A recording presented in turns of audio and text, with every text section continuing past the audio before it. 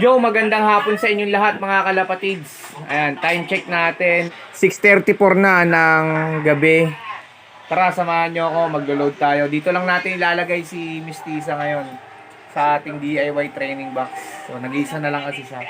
So, tara, kunin natin siya at punta na tayo sa loading station.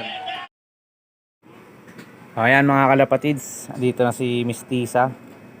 Tara, punta na tayo loading station.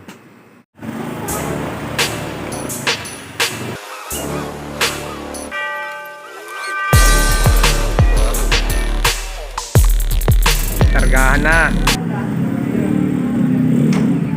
Good luck sa 6 lap natin, mga pre. Shoutout, Beshi. Shoutout po si Buloy.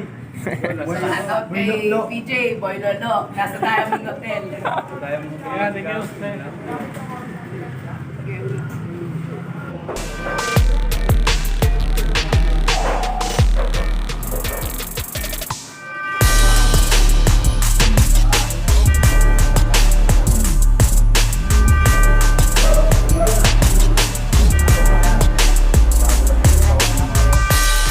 Yan, nandito na tayo sa bahay.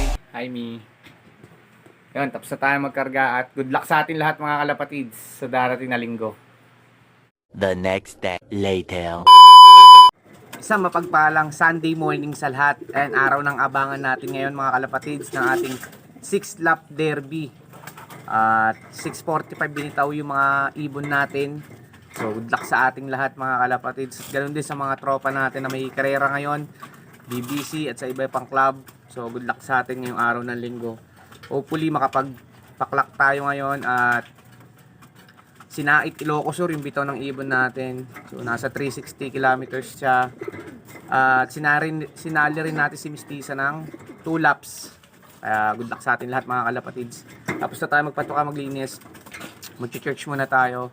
At abangan naman natin ay maya-maya pang tanghali mga kalapatids. Ang cut-off natin 3:19 pa ng hapon. So good luck sa atin lahat.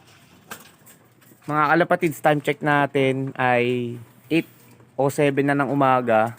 At nirelease nga yung ibon natin ng 6:45 ano. Weather check natin. Maganda naman yung kalangitan pero maambon ngayon, mahina lang naman. Pero ang ganda rin ng release kanina sa Sinait, mainit. Sana maging maganda yung karera natin ngayon. Parang ngayon lang yata hindi magi-smash. So ayun mga kalapatids, tapos na tayo mag-church. Time check natin 11:21 ng umaga. So maya pa yung pawian natin. Kain muna tayo. Kakain muna tayo. So pag-uwi natin mga alauna o 12:30, start na tayo mag-abang. Okay?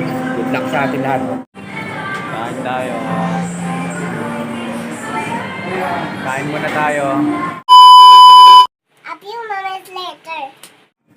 So ayan, magandang hapon mga kalapatids. Touchdown tayo sa bahay. 12:38 na ng tanghali. At wala pa si Miss Tisa. So yun. Sana dumating siya. Alis pa naman tayo ng alauna. At pag gantong speed na mga 1:1 pababa na yung speed ng mga kalapati kung may mga kaklak na o may mga nagklak naman na. So yun, sana makapagpaklak tayo. Nag-entry pa naman tayo ng 2 laps. Ayan, naghihintay yung asawa ni Miss Tisa. A few moments later. Si Miss Tisa guys, sakto, kakarating lang. Mataas pa yung speed nito. Pasok. Pasok Miss Tisa. Nagbuta. So ayun mga kalapatids, Sinait Ilocos Sur. Kakarating lang ni Miss Tisa, sakto. Pag-cut natin ng video, dumating siya. So ayun mga kalapatids, so ang bili 1,005 pa yung speed niya mga kalapatids. Ito. Pero mukhang ayos naman siya. Ayun pahingan lang natin siya ng konti tapos bibigyan na natin siya ng inumin. Right, paklak tayo. Sinait Ilocos Sur. 1,000 pa speed ni Miss Tisa. So ayan mga kalapatids, maganda yung nilipad ni Miss Tisa ngayon. Nasa 1,000 pa speed niya. Sinait Ilocos Sur, 6 lap. So may pang last lap na tayo. Hindi ko alam kung pagudpod yun, pero yun, good luck sa atin at recover natin ng maayos si Miss Tisa. Effective yung naging toss natin sa kanya. Naraw-araw natin siya. So good luck sa ating lahat pa at sa mga may race pa. Dito na lang muna. Ingat tayo palagi. Happy flying. God bless.